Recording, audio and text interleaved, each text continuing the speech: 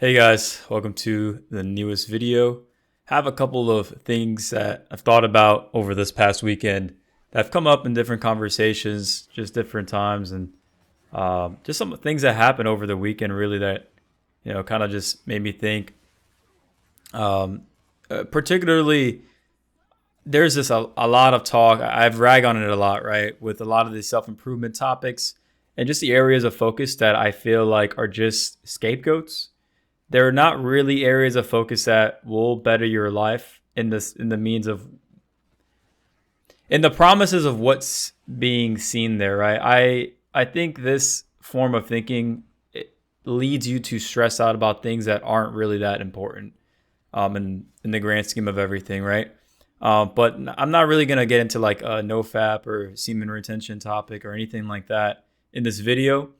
More so about FOMO because I actually feel that's a way more important of a thing that people tend to suffer from, especially nowadays where it seems like everybody is kind of doing something and a lot of people feel like they're just missing out overall and they feel lonely or they feel like they have no friends or they feel like they're kind of missing out on what life has to offer in an extent. And I don't know. I think I used to feel this way when I was younger. I remember the biggest piece of or biggest time of my life where I had FOMO was more when I was like in my freshman year and sophomore year of college. I just started getting into going out, drinking, partying, and it's a fun time, man. I wasn't a degenerate. I wasn't a, it was more important than my schoolwork or anything like that. But it was my first time out of the house to do fun things, explore, meet people. And I realized that I actually do enjoy meeting people and I like that experience from going to college and kind of just, having the imploring to want to go out and go party because that's how you met a lot of people, right? I think that was more so the focus. I wanted to meet people, and that at the time was like the easiest way without a lot of the social, I don't want to say social barriers, but just like a lot of the safeguarding that it doesn't allow people to be more of their authentic self in a more academic or professional environment, right? And so I realized that, after a certain point though, if I'll kind of be like, what's the move or what's going on? And, I realized almost every weekend I would always be wanting to get into something after a while because I like that having to occupy my time. But I didn't like that I kind of started feeling somewhat dependent on that feeling. And I started having that FOMO. Like if I didn't go out, I would be missing an opportunity to talk to people or hang out or maybe talk to a fine girl. And I don't know. That feeling went away after a while, especially when I got more into what was important for me. And I think that's a key thing. Like if you have other vectors of your life that you genuinely value more, then those things become less important, right? And not only that, if those things are supplemented by some kind of activity that genuinely allows you to meet other people or interact with those at that capacity, you won't feel it that way as much. And so, as a part of that, I don't know. As a part of that, I think that it just kind of goes away with time, but more so if you're doing things. And I don't know. That to me just shows that when you focus on the things that you can do and not what the world's doing, you generally tend to have a easier time navigating a lot of these what so-called people have like problems with, right? As I go on YouTube and I go on my like recommended or homepage feed, and a lot of this has to dictate with the kind of content that I make and what's adjacent to the content that I make. A lot of it tends to be, self-improvement content. Sometimes it gets into the whole like red pill stuff because when people look for my content or when I see people that are in my sphere of making content, a lot of the times they kind of dip into those different realms and worlds or whatever. And I also like to lend an ear to see what the general talk and conversation is from that perspective in the world. Not because I agree with everything that they say, but because there are certain things that I agree with. But at the same time, I just want to understand what sometimes people think are the normalcies, or what guys online think are the normalcies of conversation. And so I see a lot of the titles, a lot of the content, a lot of the comments. Sometimes even on my own videos, I see the comments, and excuse me, when there seems to be a lot of times is this focus on what the world is doing and not what the individual or yourself is doing. There are so many like people will say like the world is cooked. I will kick it with my friends and we'll talk and we'll hang out. Be like, yeah, this is terrible. This is bad. And I think a lot of it is just letting off steam. But when I live my day to day life, I don't really care about that, right? I don't really care about, how many girls are doing OnlyFans, or how crap and how bad modern dating is, and, how the gender roles are reversed. I think it's all fun and good to have a conversation about it. But let me tell you, when I'm living my day to day life, when I'm focusing and planning out for my future and my careers and my path, and I'm day to day just thinking about the things that I need to do, that does not come up like in in my day to day thought. That's more so like a think piece idea of just kicking it back and just honestly bullshitting. These are just bullshit topics in the grand scheme of everything, which are just fun. They're just fun to talk about. But I do see people have this focus on it, like that this is their problem to fix. These guys, these are not problems for the average person to fix. But these are things that the average person can be part of the solution for. So what I mean by this is that when you focus on these issues and these topics and these things, like people will say, especially particularly dating, right? Because I know that's like something that a lot of guys kind of come into trying to fix and handle the problems with. And a lot of the times they just adjust their behaviors in a way where they don't get hurt and they don't get the extent of the disappointment and the extent of potentially, getting emotionally scarred in that process. But as I've gotten older, I realize this kind of being avoidant, pretending like you're busy, having the rotation. How do I say this? Having that as the actual focus instead of just being that person that this is my philosophy. I don't know. As I kind of get back into, I'm going to be 30 years old in a couple of years, like 2 years. And as I get kind of older, I realize, what is the actual point of me pretending like I'm so busy, pretending like I'm this person, or pretending like I'm just somebody that I'm not, right? I like to think myself as a good person. I don't like to do wrong by others. I don't like to purposely kick other people when they're down, especially. I like to banter. I like to have fun. I like to flirt. I like to, live my own life. And I like to do the things that I want to do.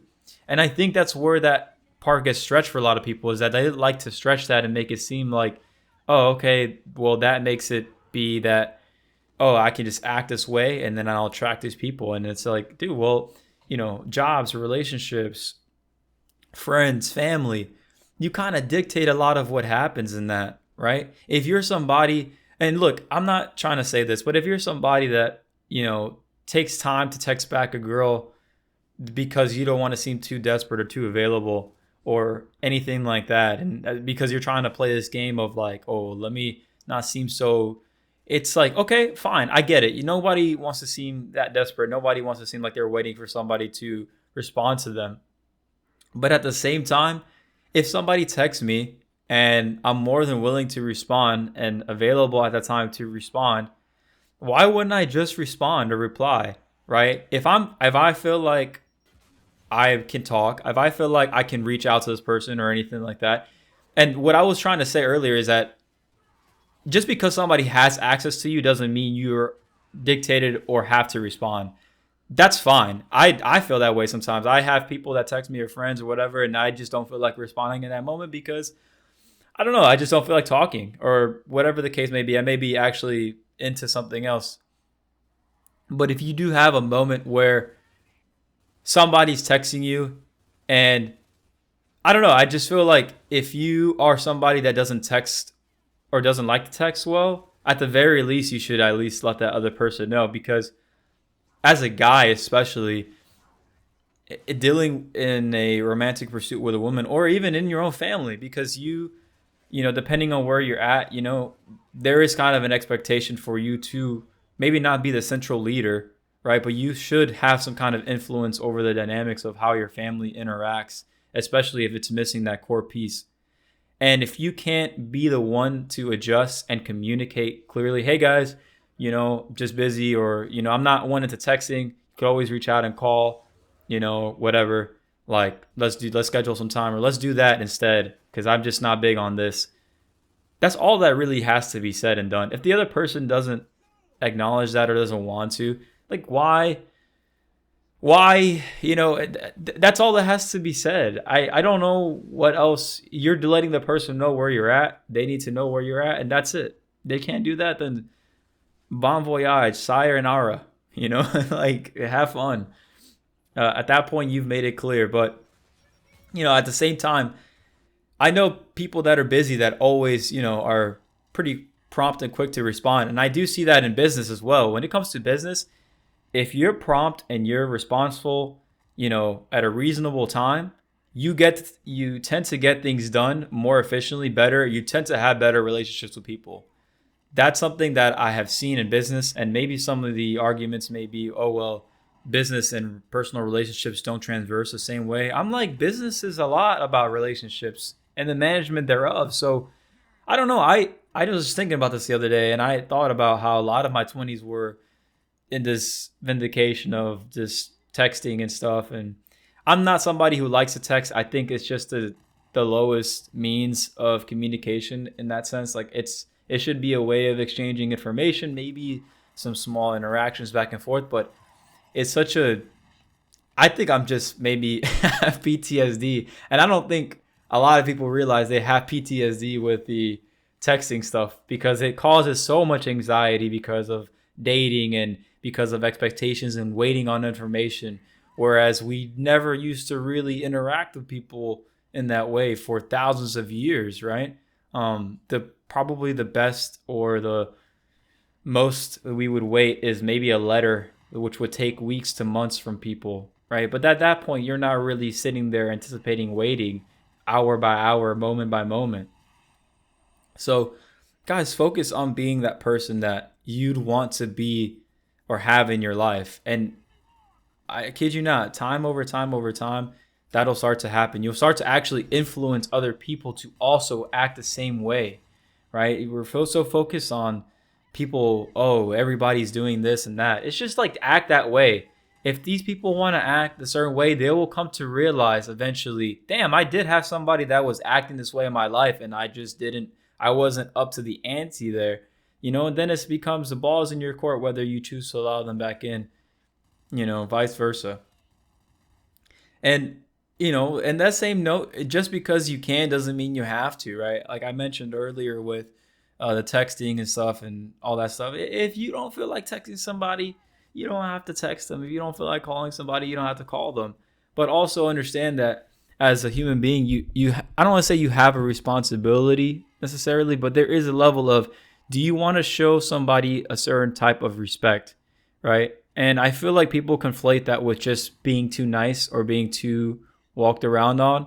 It's like, if you put yourself out there and somebody doesn't reciprocate that back, it's not so much that they can be disrespectful in some ways, but it's not necessarily that they're being disrespectful. A lot of the times people are just immature. People are just trying to feel like they have a one-up on you. People are just trying to feel in a way that, okay, yeah, well, I have this person in my pocket. I have this person at my leash, at my leisure. I have control over this person. Let them think that. It's like a little kid when you are playing on the PlayStation and, you have a younger brother or sibling or cousin, whatever, and you want to make them feel like they're playing. So you unplug their controller, but make them think that you're playing at the same time. It's like, let them think that they're playing the game, let them think that they're a part of the action. And at the end of the day, that you actually know that what's really going on, that not that necessarily you have control over the situation. I don't want to make this seem like a manipulation tactic, but I just feel like it's so much easier to let people feel like they're actually in control, but also kind of just navigate your life in a way where you just focus on your actions, right? That's it. That will help you kind of unplug from all of the disappointments of from other people. And this doesn't make you like a stoic person. It's okay to feel disappointed or let down by others in that sense of the matter. That's you trying to constantly escape that is actually you start to pay or you start to have or be indebted in a sense, because there starts to become an emotional interest that you start having to pay on this. Like, this is why stoicism to me is so stupid. Dude, I said this in another video. Marcus Aurelius, stoicism guy. This guy was the emperor of Rome. He couldn't afford to become a man-child, right? He needed some kind of systems and philosophies to keep himself at bay. And even then, it's not like he still didn't act or reacted when certain things happened. His wife cheated on him with some gladiator dude or whatever. He was like, okay, bet. He acted all stoic, whatever. He got that guy killed and made her bathe in the blood of the guy that she cheated on him with.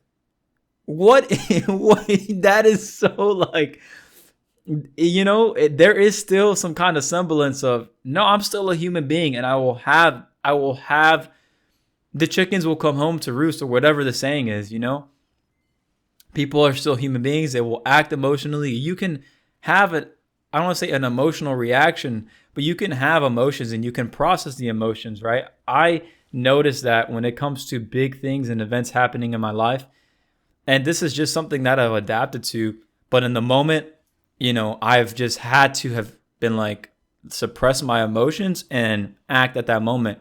And it comes to a fact later where my emotions will start to kind of come back up and I'll start to digest them. But I 28 years of living have noticed that, things will happen or somebody will do or say something to me. And in the moment, I may not feel a certain type of way, but maybe 2 weeks later, even I'll be like, damn, that was a little messed up. Like, I kind of feel a certain type of way about that but at that point, I'm like, okay, well, it is what it is. I feel kind of jaded about this. If it's that important to me, I'll let the person know, or I'll tell them, or whatever appropriate actions I feel like I need to take.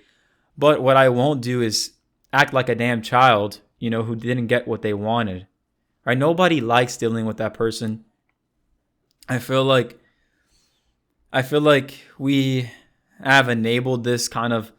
I was listening to this guy on YouTube, and he was bringing up this great point about how different the world is in this generation versus maybe the last couple of generations. And it's just that we have created this world where we lean more into allowing subjective realities become the normalcy for a lot of our day-to-day viewpoints. And I see this so much because of people just don't have the tolerance and the bandwidth to allow nuance of different viewpoints and a mixture thereof. Like, it's either you have to be on team A or team B. Like, you have to be red and blue, but you can't be purple, or you can't have more days where you're red or blue. Like, people just don't like that. People like people to be a lot more predictable because our world is becoming so much more algorithmic, and it doesn't allow people to have this mix of identities and understandings and viewpoints, because the algorithm doesn't know right where to put you. And if people are constantly consuming content and having conversations in that way, then what does it mean when they come across? It's like you're gonna get punished and pummeled by both sides. But the point of this channel is more so I like to have a more of a open, deeper perspective on maybe some other red pill or self-improvement philosophy type of channel.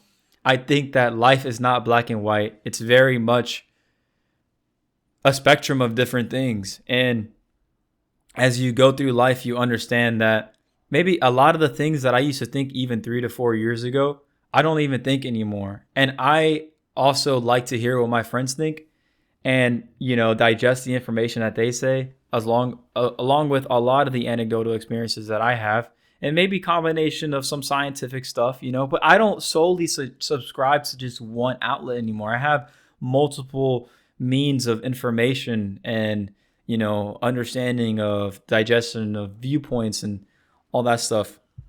Anyways, I don't want to harp on that for too long, but yeah, I just think that having this like one faceted view of just constantly looking for information is just such a harmful thing.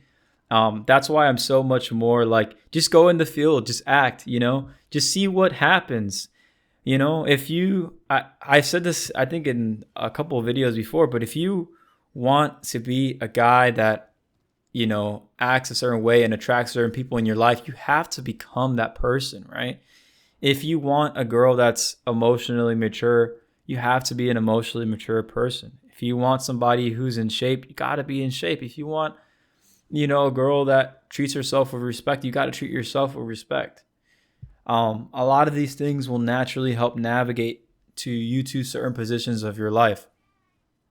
And again, just because you can doesn't mean you have to, right? If there is an attractive woman and she's putting herself like in a certain kind of place for you to, like she's bad. Let's just say she's a bad girl, right? Like she's fine looking, she's attractive. And, you pretty much know at a moment's notice, you can pretty much ask her out or pretty much ask her to come over even. And you have her in that position. You don't have to do that. You don't have to go out of your way, especially considering what I just said. If you want to be a guy that, attracts that kind of woman or has that kind of access to women, that's fine, but to then understand at the same time, in the future, when you do meet a woman, they're going to pick up on certain things in that way. And that's, more so into the philosophy of dating and all that stuff. That's fine. I think that there is obviously a lot of truth into women being competition over one another for that. But also, it's just also the way that you carry yourself too in that regard. Like, you can be a gentleman and a playboy, I would think, at the same time. I think it's just, I don't know. I like to think of myself like I rather miss out on maybe certain experiences if I can go home and sleep well at night knowing that I did the right thing. And I think that that's the focus on my channel. I don't think it's about being a nice guy. Definitely, you should have boundaries. You should have things where people don't cross that line, and you stop dealing with people when they do, because that's ultimately how you should conduct yourself as a man, I think. At the same time, I also don't like to subscribe to this thing where you should feel like the world has to, like, I don't know, trying to find the way to say this, but you should have to contort to the way the world is molding you to become, because who are you really at that point? So guys, I just will leave it there. Let me know what you think of the video. If anything, any topics or ideas or any of my commentaries stood out, let me know what you think. Write a comment. Anyways, guys, White Poe Brian signing off. Like the video if you liked it, don't if you don't, and I'll catch you guys in the next one. Peace.